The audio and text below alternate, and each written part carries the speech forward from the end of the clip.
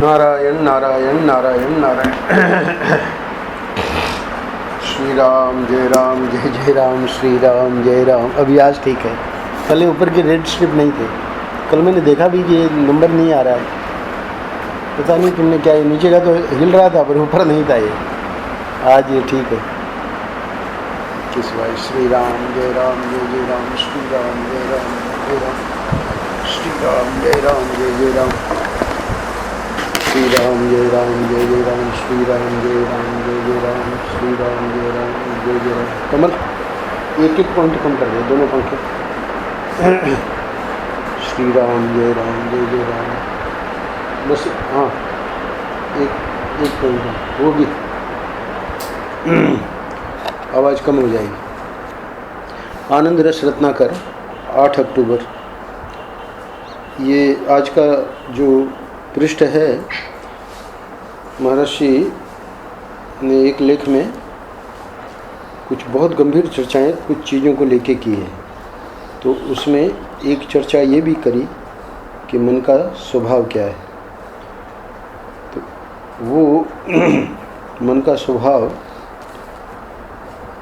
हम जो महर्षि जो दृष्टि दे रहे हैं, उस दृष्टि से मन के स्वभाव को हम समझ लें तो उसका परिणाम जो है, फल जो है, महर्षि ने अंत में बताया है कि जिसने इसके स्वभाव को पहचान लिया उसने एक महान अनुभव प्राप्त कर लिया, और वही हर्ष शोकमय संसार को सांप की केचुल की तरह छोड़कर अलग हो जाता है।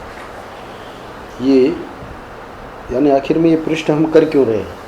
तो जिसने मन के स्वभाव को पहचान लिया, तो महात्मा ही बताएंगे, महर्षि स्वयं ही बताएंगे कि मन का स्वभाव क्या है।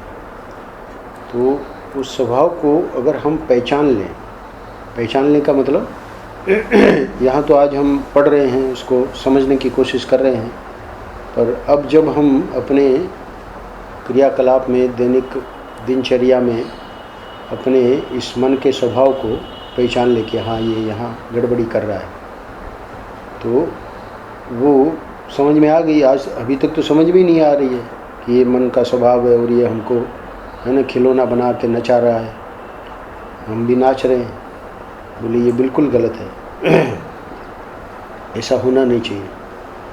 तो मन के स्वभाव को जो पहचान लेता है, यानी हमको मालिक बनना है मन का, तो मालिक और गुलाम इसकी चर्चा आज ज़्यादा नहीं करेंगे। आज तो महर्षि ये बताएंगे कि मन की शक्तियाँ क्या हैं और मन का जो स्वभाव है, यानी मन की नेचर, मन की प्रकृति, वो क्या है। गुलाम और मालिक तो एक वाक्य बीच में बोले हैं शुरू में, इसलिए मैं बोल रहा हूँ। तो ये जब पहचान लेते हैं, जिसने इसके स्वभाव को पहचान लिया, आखिरी पंक्ति है, उसने एक महान अनुभव प्राप्त कर लिया। यानी जितने महापुरुष जिनका हम नाम लेके है ना बीच बीच में उनका स्मरण करते हैं पूज्य भाव से, है ना, उन्होंने इस मन के स्वभाव को पहचान लिया, इसीलिए उन्होंने एक महान अनुभव प्राप्त कर लिया।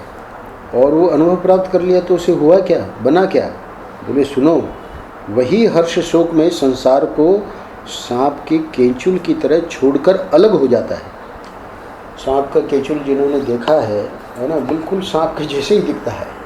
तो वो तो उसका खाली ऊपर का केंचुल है। तो ऐसे ही इस शरीर को वेदांत में मैं कहना ही सबसे बड़ी भ्रांति है। तो शरीर का अर्थ सूक्ष्म शरीर, कारण शरीर, स्थूल शरीर। शरीर कहते ही ये तीनों शरीर हो, ये तीनों शरीरों को अलग, तीनों शरीरों को अलग तो बचा कौन? वही जो अलग हो गया उससे। कौन अलग हो गया? यहाँ तो सांप तो दिख जाएगा दृष्टांत में कि सांप अलग हो गया, ये केचुल है। स्वामी जी ये केचुल है सांप की, है ना, जो हमको आज मिली वहाँ आप दिखा दोगे।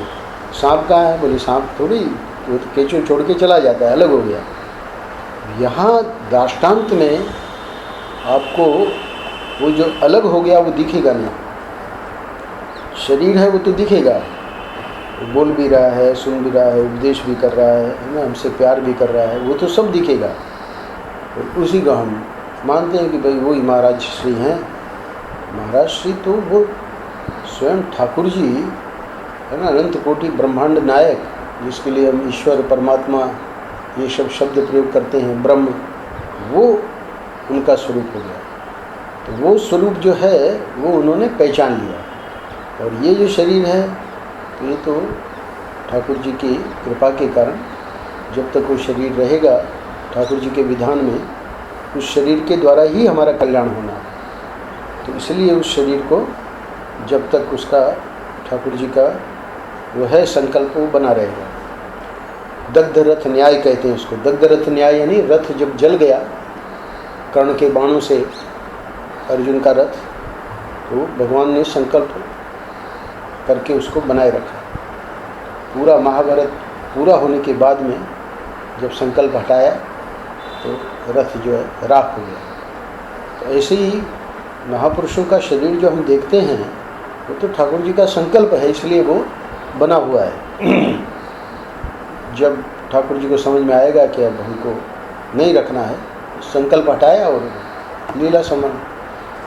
तो ये जो महर्षि का आखिरी वाक्य है वो मैंने इसलिए पहले पढ़ा कि मन के स्वभाव को आखिर में हम क्यों जानें, उसका जानने का क्या मतलब, उसका लाभ क्या है। तो जानने का लाभ यही है कि पहले, सबसे पहले कह रहे हैं मन का स्वभाव, मन की शक्तियाँ असीम हैं। उसकी एक ममता वृत्ति ने असीम शक्तियों में एक गिना रहे हैं, क्या? ममता वृत्ति। ये मेरा, ये कमरा मेरा है, स्वामी जी वो कमरा वो मेरा था, अब वो ये यहाँ वो ठीक हो जाएगा, मैं वापस उसमें जाऊँगा। ये ममता वृत्ति है ना। अरे तुम्हारा कहाँ से आ गया, आगे बताएंगे उसको, बहुत बढ़िया समझाएंगे। उसकी एक ममता वृत्ति ने मनुष्य को खिलौना बना रखा है। क्यों? यानी अब इस कमरे में कुछ हो गया, वो व्यक्ति दुखी हो गया, है ना, अच्छा हो गया, वो सुखी हो गया। तो हम, ममता वृत्ति ने मनुष्य को खिलौना बना रखा। कैसे? मनुष्य के अधीन मन नहीं है, अपितु मन के अधीन मनुष्य है। जो शुरू में मैंने बताया गुलाम का और मालिक का, तो होना तो ये चाहिए कि हमारे अधीन मन होना चाहिए। पर महर्षि वस्तु स्थिति बता रहे हैं कि मनुष्य के अधीन मन नहीं है, हमारे अधीन मन नहीं है। तो फिर क्या है? मन के अधीन मनुष्य, हम लोग मन के अधीन हैं। कैसे? इस बात नहीं स्पष्ट हुई, स्पष्ट कर देते हैं दृष्टांत द्वारा।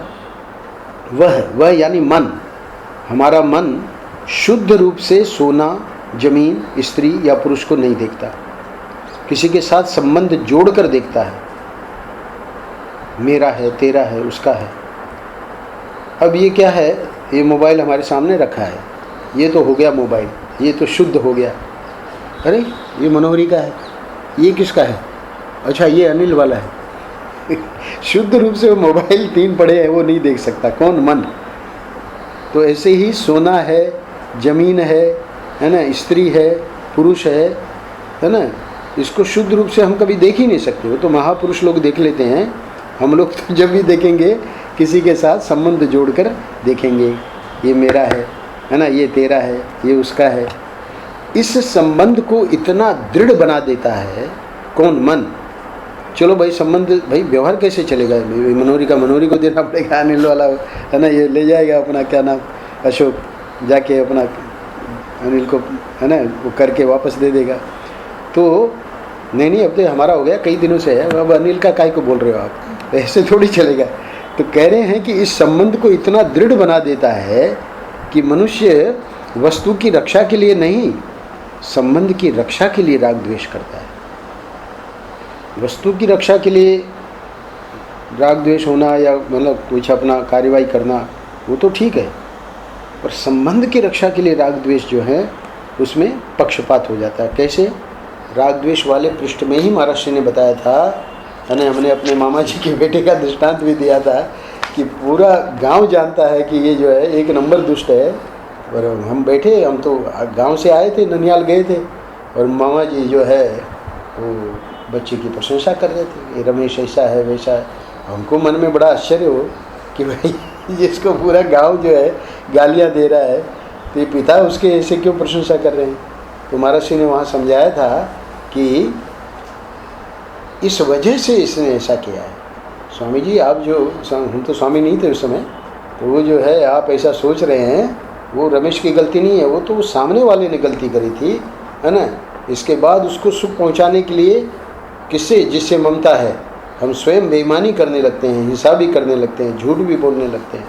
तो ये राग द्वेष जो है वो वस्तु की रक्षा के लिए नहीं है, वो हमारा संबंध, मेरा बेटा है ना, तो मेरा बेटा जो है, अब भाई वस्तु जो है उसकी रक्षा के लिए तो क्या, उसमें व्यक्ति बिल्कुल तटस्थ रहेगा, अगर दोष है तो बताएगा भाई तुम्हारा दोष है।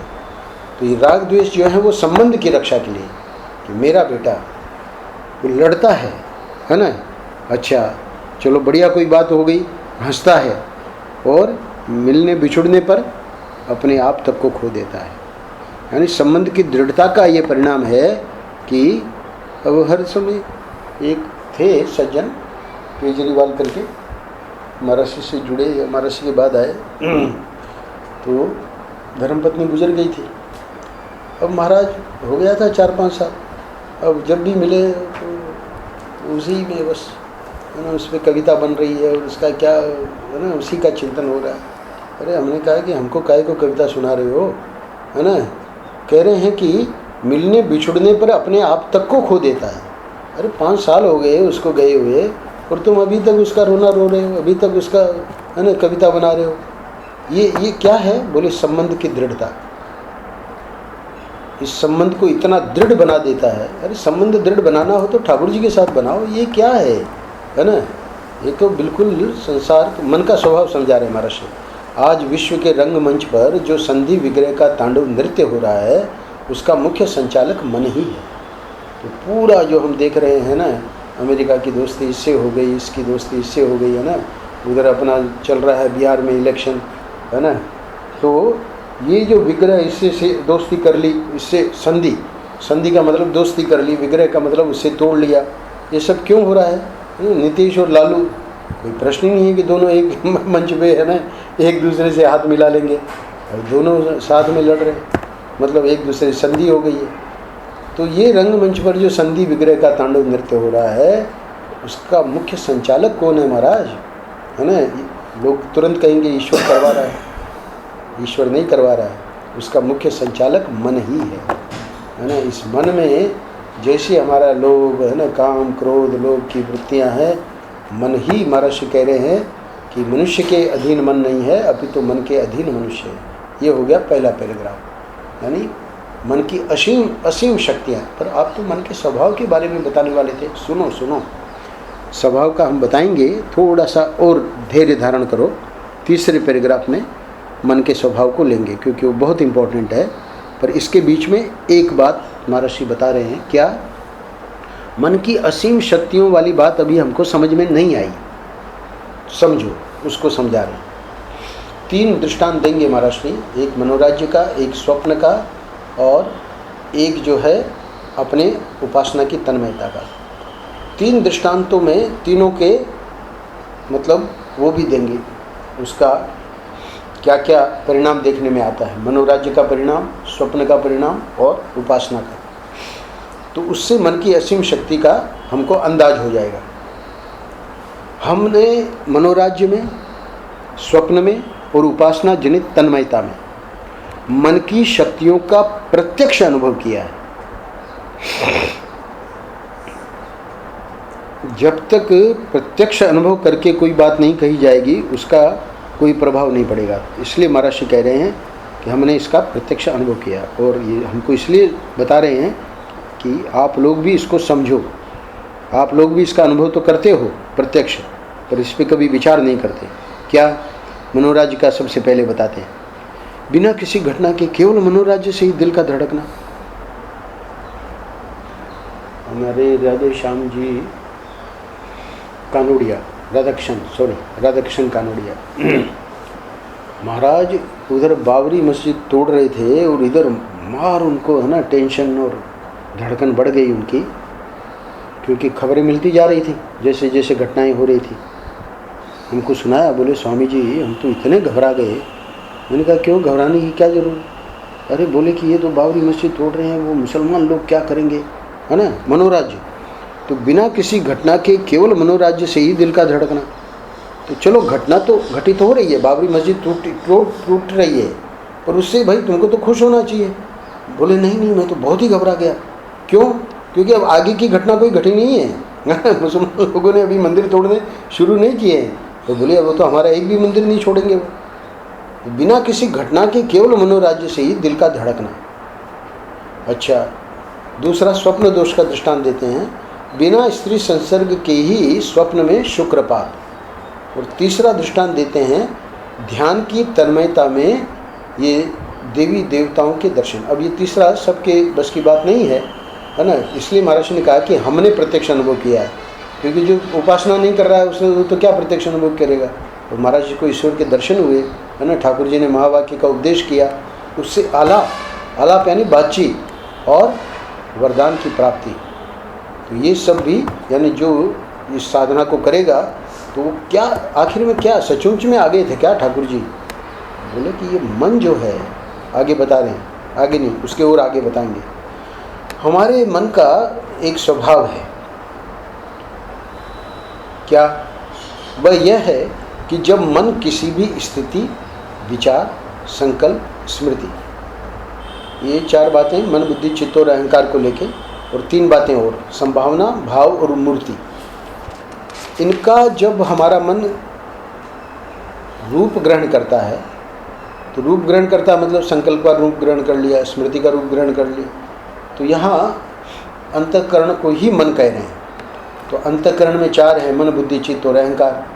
तो अंतःकरण को जब मन कहेंगे, जो कि है मतलब अपने शास्त्र में इस प्रकार से व्याख्या है, तो मन ही ये सब बन रहा है।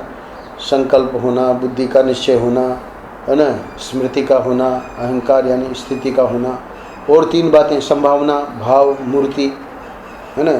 मूर्ति कैसे? उपासना में तन्मयता हुई और मूर्ति का दर्शन हो गया। भाव रूप से है ना भगवान प्रकट हो गए। संभावना आदि मन में है ना जुगाड़ चलता रहता है कि हो सकता है ना बुधवार को नहीं आए तो गुरुवार को तो आएंगे। संभावना क्यों?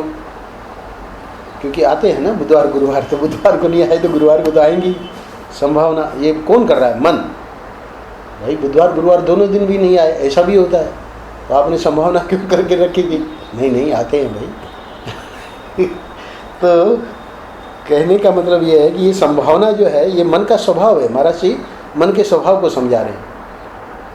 तो इनका जब रूप ग्रहण करता है या उसे विषय करता है, एक ही बात है, तो उसमें पूर्णता का ही दर्शन कराता है। मन की देखिए ये विशेषता, यानी वो जो मैंने संकल्प किया है ना, वो जो संभावना है वो पक्की है। पक्की कैसे है? अरे भाई हम भजन करते हैं, ठाकुर जी का भजन करते हैं, तो हमको क्या इतना ही नहीं मालूम पड़ता कि वो आएगा कि नहीं आएगा? तो पूर्णता का जो है बोध कराता है। पूर्णता का दर्शन क्यों कराता है? क्योंकि आत्मा जो है वो पूर्ण है, और आत्मा जो है वो अपना जो गुण है पूर्णता का वो मन में डाल देती है। क्योंकि आत्मा को तो हम आत्मा रूप से तो संभावना मन अधीन हो जाएगा ना, तो मन को बिल्कुल ही सांप के केचुल की तरह है ना अलग कर देगा। मन अपना करे कुछ भी करे, वो आत्मा जो है बिल्कुल अलग, असंग। तो इसलिए उसके द्वारा न तो कोई संकल्प विकल्प, न कोई संभावना, न कोई मूर्ति, न कोई भाव, है ना, न कोई निश्चय। वो तो अपना मस्त। कल आया था वो जो महात्मा थे अवधूत, मस्त एकदम, बस लंगोट पहने और नंगे शरीर, धूल पोते हुए। तो ये बोले कि उनकी दुर्दशा उस मन ने कर दी। क्या? क्षमा का भाव नहीं रहा, बस इतनी एक ही गलती हो गई। राजा भरत की गलती क्या हुई? बहुत ज़बरदस्त भजन चल रहा था उनका, इसको कौन देखेगा, इसकी माँ मर गई है ना, अब इसको मुझे ही देखना पड़ेगा, अब बनो मृग शरीर लेना पड़ा। वो तो ठाकुर जी की कृपा हो गई, भजन किया हुआ था इसलिए बच गए, है ना। उसके बाद ब्राह्मण शरीर मिल गया और है ना जड़ भरत के रूप में बड़े प्रसिद्ध हुए। पर ये कृपा हम लोगों का भजन कहाँ है? राजा भरत जैसा भजन थोड़ी है कि मृग शरीर के बाद भी हमको ब्राह्मण शरीर मिल जाएगा, असंभव। मृग शरीर के बाद तो पशु योनि में तो कुछ भी हम नहीं कर सकते। इसलिए मनुष्य योनि का, मनुष्य जन्म का बहुत बहुत ज़्यादा इसकी महिमा है, पर हम लोग समझते नहीं। मनुष्य जन्म तो ले लिया है, पर हमारे व्यवहार जो हैं वो तो वैसे ही हैं, बिना सींग और पूछ के, है ना, पशु ही हैं, और क्या है।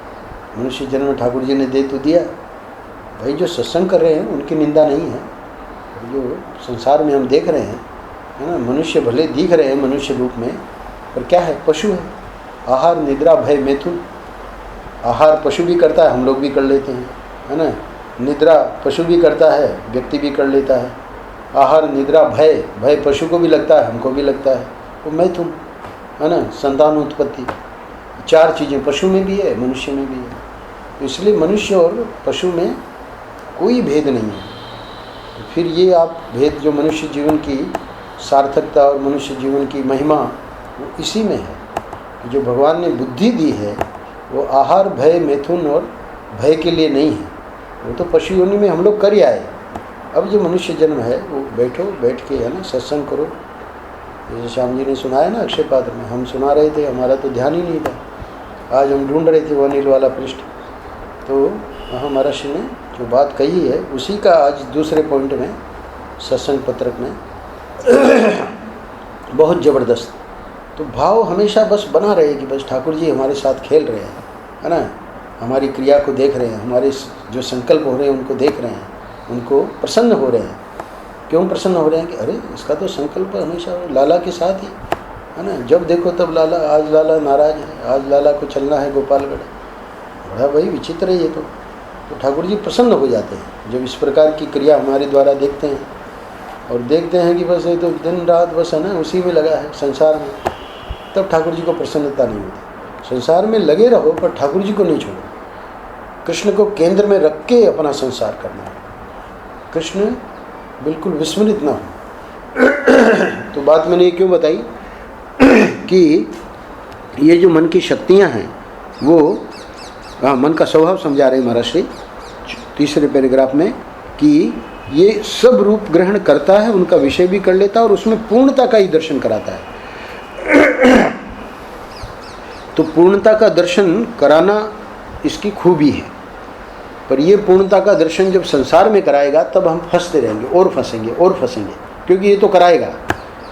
इसलिए इधर आ जाओ, और इधर आके और अपना, है ना, जितना चाहे मनोराज्य करो। आज ठाकुर जी प्रसन्न नहीं है, आज ठाकुर जी प्रसन्न है, कोई बात नहीं, बढ़िया है ना। उसमें पूर्णता का दर्शन करोगे तो उसमें आनंद आएगा। पर ये जो पूर्णता का दर्शन इधर जो संसार में करवा रहा है, तो इतना दृढ़ संबंध हो जाता है, महाराज ने कहा कि अपने आप तक को खो देता है। यानी राग द्वेष, लड़ता है, हंसता है, ये सब जो है ये करने का नहीं है, यानी उसका निषेध है। और इधर जो स्वभाव दिखा रहे हैं उसमें मन की शक्तियों में तीनों बता दिया था, मनोराज्य भी, स्वप्न भी और उपासना भी। तो उपासना वाला और मनोराज्य वाला उसमें प्लस पॉइंट लेना है, साधक वाला। साधक क्या है? साधक यह है कि मनोराज्य ठाकुर जी को लेकर हो, है ना। उपासना ऐसी उपासना करे जिसमें महाराज को जैसे ईश्वर का दर्शन हुआ वैसे हमको भी हो। तो कह रहे हैं कि पूर्णता का ही दर्शन कराता है, ये तो आपकी बात अच्छी है ना। ये मन का हमने स्वभाव जान लिया, तो अब हम इधर लगेंगे अध्यात्म की ओर। एक बात और इसको और दृढ़ करने के लिए कि मन का स्वभाव क्या है, वह स्वप्न काल में स्वप्न के पदार्थों को भी जागृत कालीन पदार्थों के समान सत्य ही दिखलाता है। वह अपनी आप को कभी झूठी नहीं कहता। यानी मन ने ही स्वप्न बनाया, स्वप्न में हमने देख रहे, सच्ची बात बता रहा हूँ सच्ची बात मतलब स्वप्न की सच्ची बात। तो स्वप्न में हमने देखा कोई ऑपरेशन हमने किया था आँख का, और उसको हमको भी पक्का था कि उसको दृष्टि मिल जाएगी। अब जब उसका हुआ ऑपरेशन और, है ना, देखा गया तो उसको पढ़ाया गया तो नहीं पढ़ रहा था। और बड़ा विचार आ गया, बड़ा मन में हुए कि ऐसा क्यों हुआ, कैसे हुआ, कहाँ गलती हुई, है ना, बड़ा अफसोस हो रहा था। तो वो जो मन में सब चल रहा था, महर्षि क्या कह रहे हैं कि वह स्वप्न काल में स्वप्न के पदार्थों को भी जागृत कालीन पदार्थों के समान सत्य ही दिखलाता है। वो तो महाराज अच्छा हुआ, आँख खुल गई और पूरा टेंशन खत्म हो गया, है ना। न तो कोई ऑपरेशन हमने किया था, न किसी को दृष्टि मिलनी थी, है ना, बेकार में हम परेशान हो रहे थे। तो उस समय वो बिल्कुल सत्य दिखा रहा था। वह अपनी आँख को कभी झूठी नहीं कहता। ये मन की देखो स्वभाव क्या है, मन का स्वभाव ये है कि अपनी आँख को कभी झूठी नहीं कहता। तो स्वप्न में वहाँ सच्चा दिखा देता है, जागृत में अब यहाँ का तो सच्चाई दिखा रहा है। नहीं, ये भी सच्चा नहीं। कौन सच्चे हैं? ठाकुर जी, ब्रह्म। तो वो जो परम सत्य है ना, वो मन की आँख का नहीं है, वो हमारे शास्त्रों द्वारा है, वो हमारे गुरुओं द्वारा है, ऋषियों द्वारा है। वो परम सत्य है। उसको समझने के लिए आखिरी वाक्य है कि मन का स्वभाव जिसने जान लिया वो इसको सबको सांप के केचुल के जैसे त्याग कर अलग हो जाता है। किसको त्याग देता है? बोले हर्ष शोक में संसार है ना, संसार में बस यही है। अभी हर्ष है और गए सुख सदन में पहुँचे है ना। बोले यहाँ तो हर्ष था स्वामी जी और सुख सदन में पहुँचती।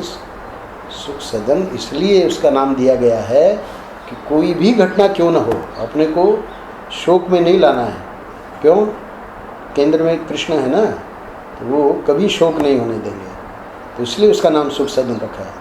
नहीं स्वामी जी, वहाँ सुख सदन में भी दुख हो जाता है, भले दुख हो जाए है ना। दुख को भी तुम साक्षी हो दुख के। दुख नहीं होगा ये किसने कहा है ना। दुख संसार में घाटा नहीं होगा, कोई मरेगा नहीं है ना।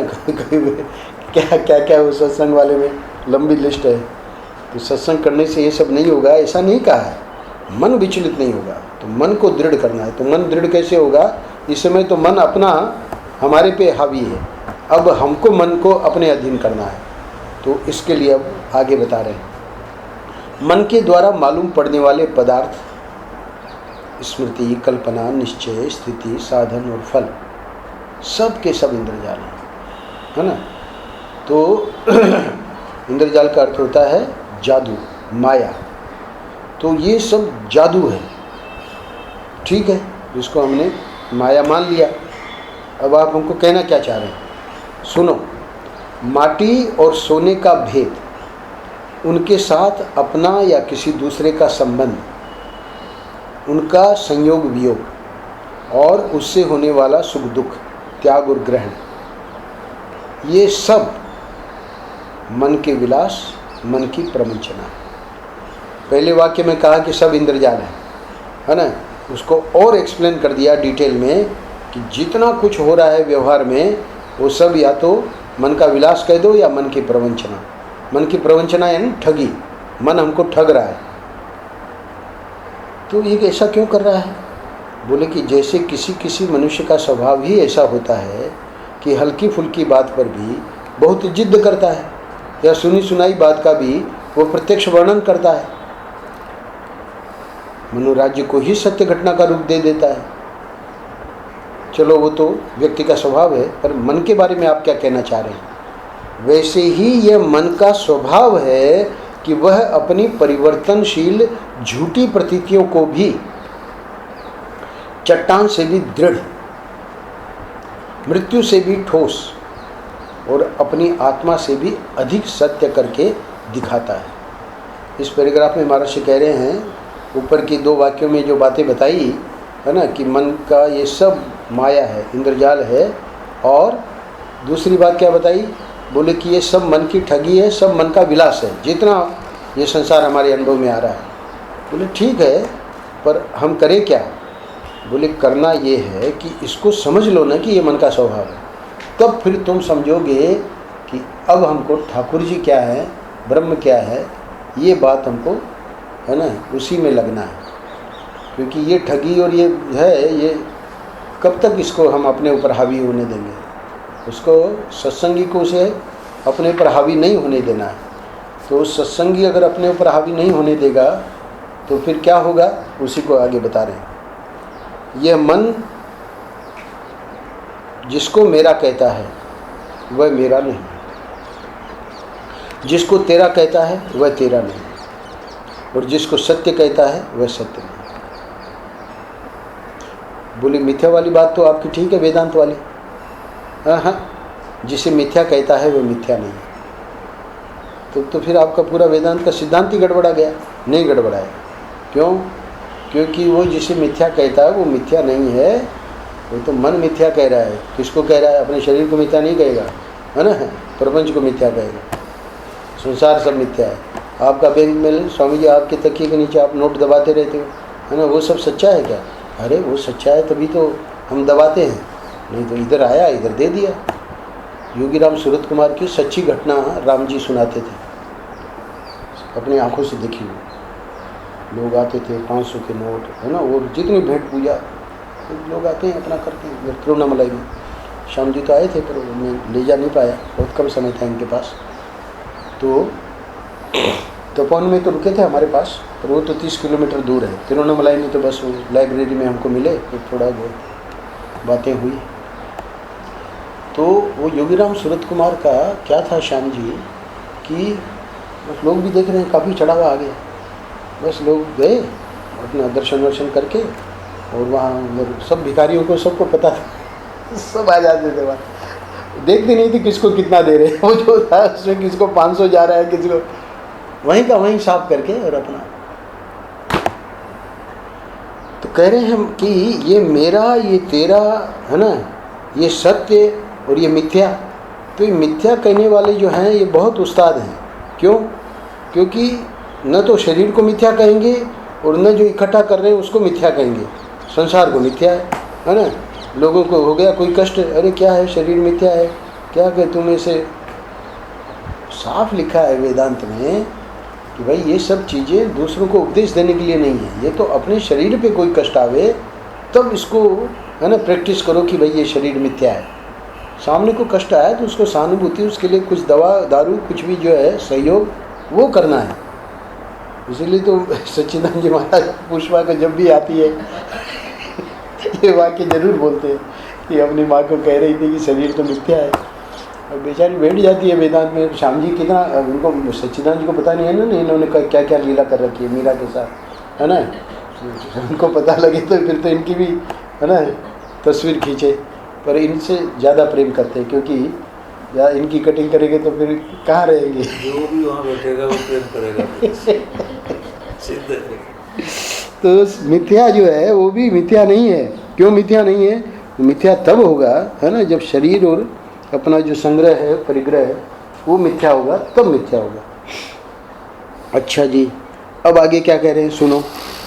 कह रहे हैं, ये हमने सबसे पहले शुरू में ले लिया था कि जिसने इसके स्वभाव को, यानी मन के स्वभाव को पहचान लिया, उसने एक महान अनुभव प्राप्त कर लिया, और वही हर शोक में संसार को सांप की केचुल की तरह छोड़कर अलग हो जाता है। बहुत बड़ी बात है। हरिओम तत्सत, हरिओम तत्सत, हरिओम तत्सत। अच्छा, ये भी तो अभी सीधे ही आए दिल्ली से।